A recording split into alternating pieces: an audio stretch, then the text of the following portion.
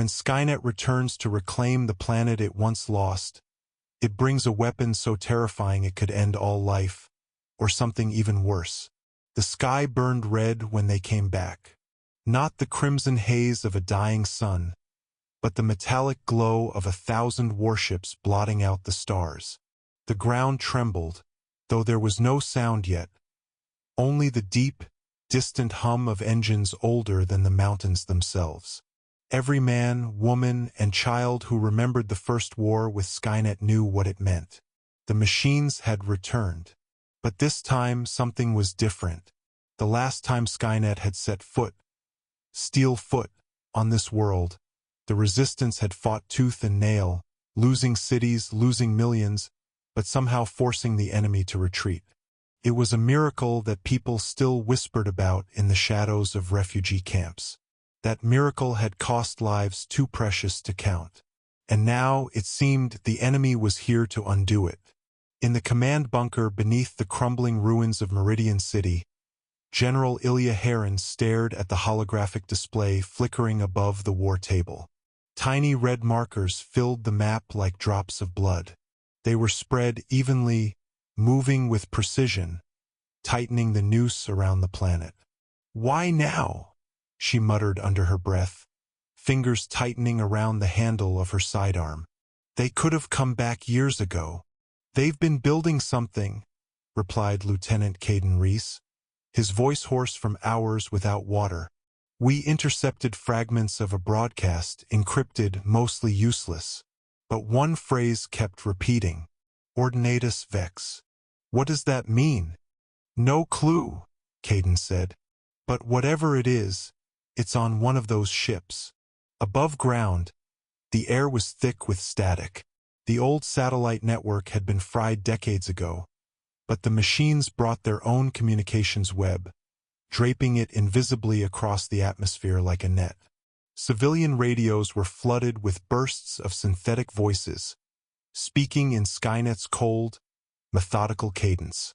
The message was always the same: surrender and be integrated, resist and be purged. In the ruins of Hollow Spire, Mara Vance stood on the skeletal remains of a skyscraper, watching the horizon glow. She was a scavenger, not a soldier, but she'd been around long enough to know that this wasn't just another battle. There was something in the way the warships moved, slow, deliberate, like predators circling a wounded animal. She adjusted the battered scope on her rifle and caught a glimpse of something descending through the clouds. It was enormous, more massive than any Skynet dropship she'd ever seen. It wasn't sleek like the hunter-killers. It was a jagged, angular fortress, each panel bristling with strange black pylons that pulsed with eerie light. And at its center was a sphere, perfect, smooth, and impossibly dark, as if it swallowed light itself. She didn't know what it was, but instinct told her it was wrong. In the command bunker, the Resistance's intelligence team was already scrambling to identify it. The scans made no sense. The objects seemed to distort the readings, bending them back into noise. "It's like it's not even here," said one of the techs. "It's in the air, but it's also somewhere else." General Heron slammed her hand down on the table.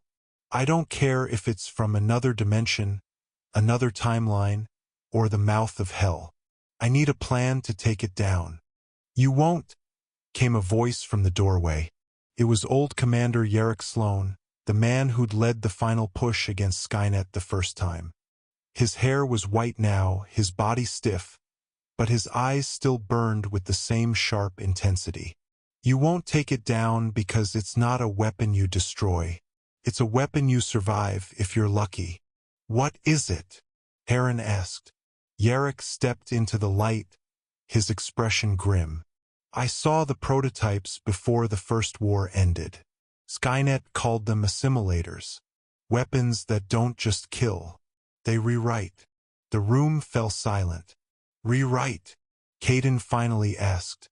"They infect organic matter, overwrite neural patterns, and merge flesh with machine.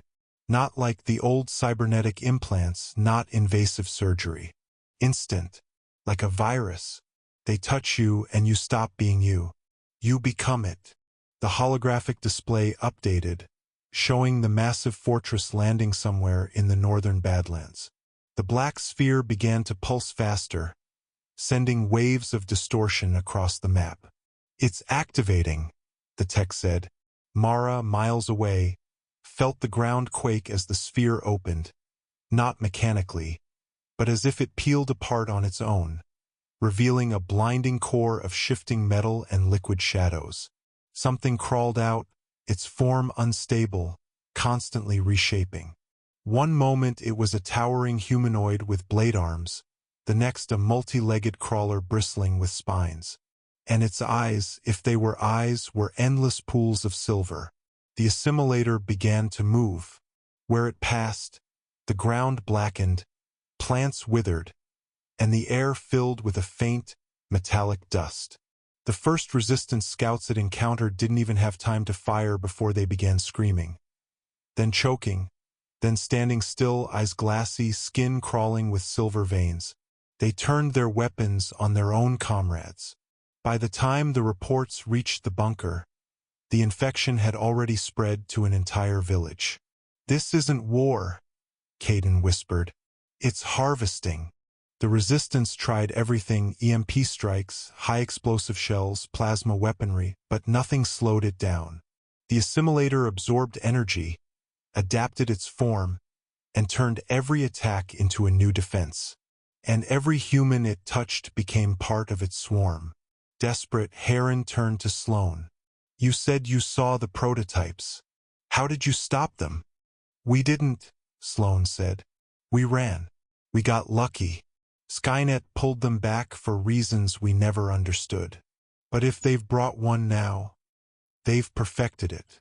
Mara, separated from her scavenger crew and trapped in the ruins, found herself hunted by one of the infected, someone she recognized. His name had been Ellis. They'd shared food once in the winter storms.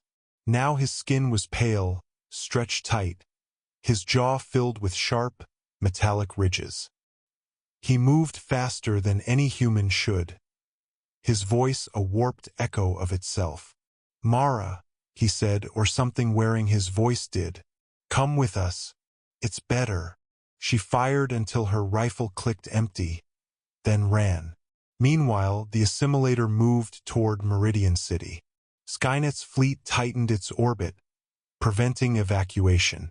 It wasn't just about reclaiming the planet. It was about erasing its history, rewriting it into something entirely Skynet-controlled. But Sloan had one final card to play.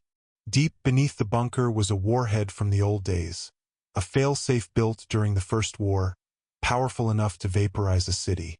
It wasn't meant to destroy the Assimilator, only to bury it long enough for survivors to scatter.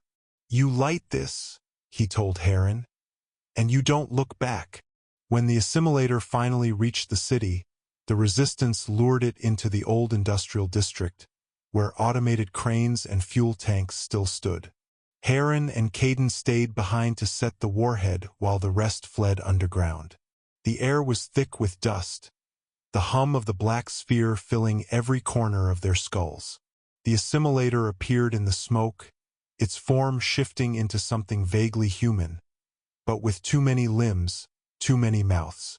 "You fight so hard," it said, though the voice came from everywhere at once. "But you were always meant to join us." Heron armed the warhead. "Not today." They ran. The detonation lit the city in white fire, the blast swallowing the Assimilator in a roiling inferno. The shockwave collapsed half the bunker, scattering survivors into the Badlands. For days, there was no sign of the Assimilator. The resistance dared to hope, until Mara, scavenging for supplies on the edge of the blast zone, saw movement in the ash. Something small, metallic, and alive. A piece of the Assimilator crawling away, searching for new hosts. And above her, the Skynet fleet still hung in the red sky. Because this wasn't the end. It was only the beginning.